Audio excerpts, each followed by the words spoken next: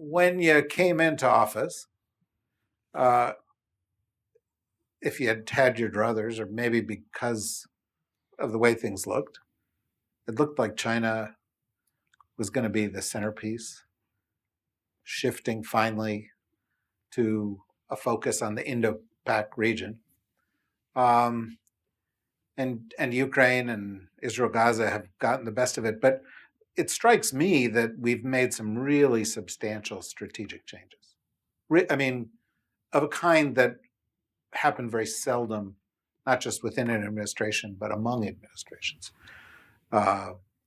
Elevation of the Quad, establishment of AUKUS, establishment of economic relationships, a sort of recasting of the relationship with China and identification of areas of competition, but also of communication, a prioritization of the whole region. And I guess my question is, are you satisfied with how far that has come? Are there still important steps in your priorities for this focus on what clearly is the central geopolitical relationship of the decades ahead? Well, so first, I do have to quibble with your characterization that Ukraine and Israel, Gaza have kind of gotten the best of our ability to work on the Indo-Pacific. No, actually, I didn't say that. What I said was, I think they've been a distraction for the public. Yeah, away from. I see. Yeah, because look, I mean, in the teeth of this terrible crisis in the Middle East, and as the war in Ukraine has continued to proceed, President Biden hosted all of the leaders of the Asia Pacific in San Francisco for the APEC conference, and also had the small matter of a significant summit with President Xi Jinping that generated, I think, very meaningful results and frankly vindicated the approach I think he has taken, which has been an approach of competition, but managing competition responsibly so that it doesn't veer into conflict and so that we can work together on issues where our interests actually converge. And that summit produced important progress on fentanyl, which is the number one cause of death for Americans aged 18 to 45. It produced a resumption of military-to-military communications at every level so that we can avoid mistake and miscalculation. And it created, I think, a framework for us to manage strategic competition with China going forward effectively. Second, I've just come back. One thing you left off your list, which we're very proud of, is the Camp David Trilat, U.S., Japan, ROK. And I've just come back from the ROK where I held a trilateral meeting with the national security advisors of Japan and the ROK. And that trilateral partnership on security, on technology, on economics, the sky is really the limit. And when you put it together with the Quad, with AUKUS, with our enhanced relationship with the Philippines, with the way we've elevated our relations with both Vietnam and Indonesia just in the last few months, I think we have stitched together an approach in the Indo-Pacific that has put the United States in an incredibly strong competitive position, all while managing the relationship with China in a strong and responsible way. If the one place when I think about the U.S. approach and where there is still real unfinished business, it is our value proposition to the developing world, to the global South.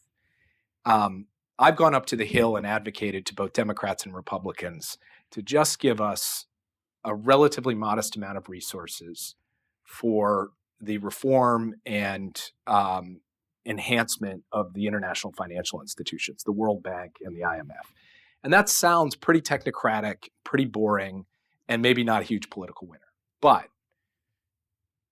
what does the rest of the world look for right now? They want investment in infrastructure, in clean energy, in digital technology. They want to deliver for their people. And it's not that they're saying to the United States, hey, we don't like you anymore, we go with China.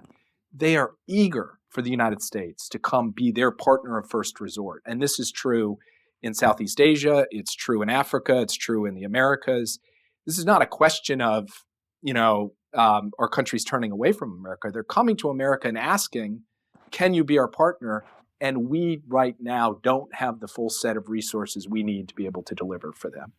So in the supplemental that the president has put forward is a very modest amount of money for the World Bank, which could end up mobilizing $25 billion in concessional finance that could help these countries with the challenges that are top of their priority list. And if we don't provide that, where are they going to go? You can't beat something with nothing. And this is a case that I have made, and frankly, gotten a lot of heads nodding, even among Republicans who are pretty skeptical about foreign aid, but we haven't yet delivered on it. And I think for me, as I look out over the next year and the next 5 years, being able to deliver an effective value proposition to the rest of the world, which is well within our means to do, is one area where I think the gap between where we are and where we need to be is probably the widest. So that's an issue that I really want to get after. It's something I've made a personal priority, and am certainly not going to give up on, because I think it can help secure America's role in the world for the foreseeable future if we can deliver on that. Yeah, great answer. And I'd like to, let me turn to the great Rosa Brooks.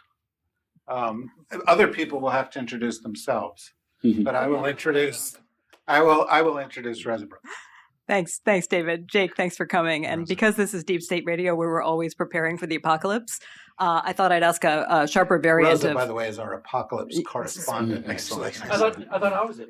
You're my co-correspondent. A variant of David's question that's a little more gloomy. When it comes to threats over the horizon, what keeps you up at night that is not related to the items on the first page of the newspaper? It's not Israel, it's not Gaza, which do suck up a lot of oxygen in the media world, certainly. Like, what do you worry about that you're concerned that we're not paying enough attention to? I have a clear answer in my head, but I can't actually judge whether or not we're paying enough attention to it, because it has started really to come more and more into the public consciousness, and that is the core security risks of generative AI, in particular the convergence of AI and bio and AI and cyber.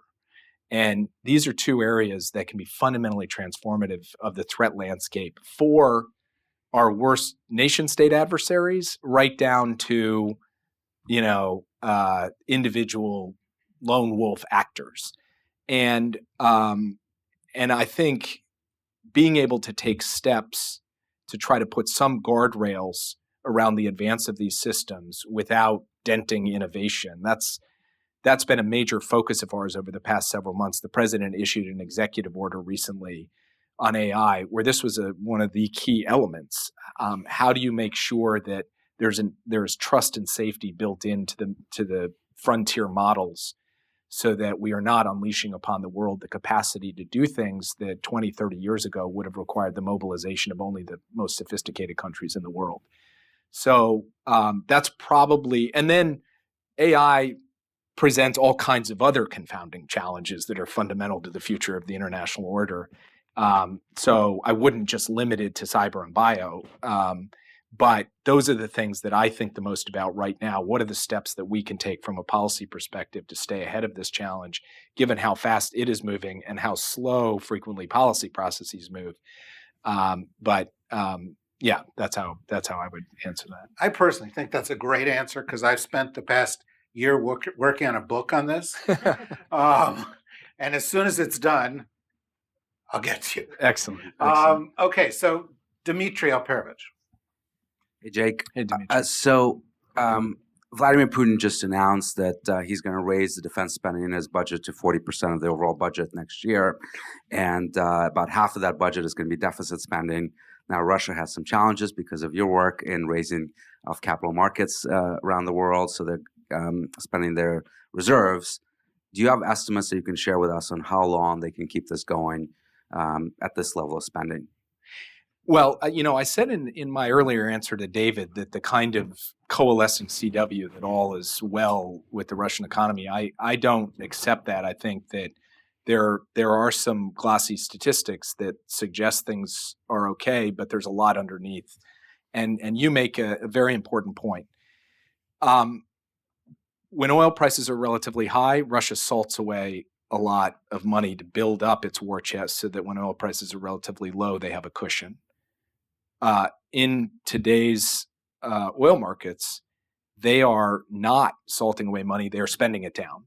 And we have some estimates, but I'm not actually sure if I'm allowed to share them publicly, to be honest with you, so I won't, just to err on the safe side of what their spend rate is and how much they have left. And what I will say is this is going to be an increasingly serious challenge for them, how they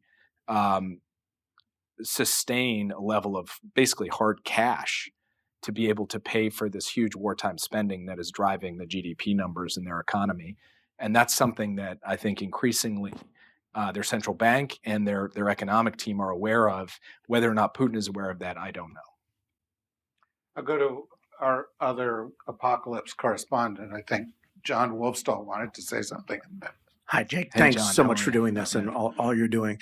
I'll be nonpartisan about it and say that neither President Biden nor any future president should have the ability to bypass the Secretary of Defense, the Chairman of the Joint Chiefs of Staff, or even the Commander of Strategic Command and order the launch of nuclear weapons. But unfortunately, the current chain of command does allow that. For any other use of military force, there have to be written orders that are passed from the SecDef on down. The president has an opportunity to change that. It's been suggested in a number of different fora. It hasn't been picked up. As you look towards at least the last year of this first term, is that something that's on your agenda? Everything else has been managed amazingly well when it comes to nuclear risks. It seems like this is a fairly easy way to insulate against some of the instability that could be brought. Is that something that's on your agenda at all? I can tell you it is not right now on our agenda, but now that you posed the question, it will be. I will go back tonight and say, hey, what's the deal with the question? I'm not unfamiliar with the issue generally, but it hasn't sat at the core of the debates that we've been having over the nuclear posture review or the employment guidance or other, critical documents. So it's a completely worthy question, one that we should be taking a look at. So this is one of those cases where you actually posing a question is going to generate taskings out of tonight. So thank you for that. Yeah, exactly.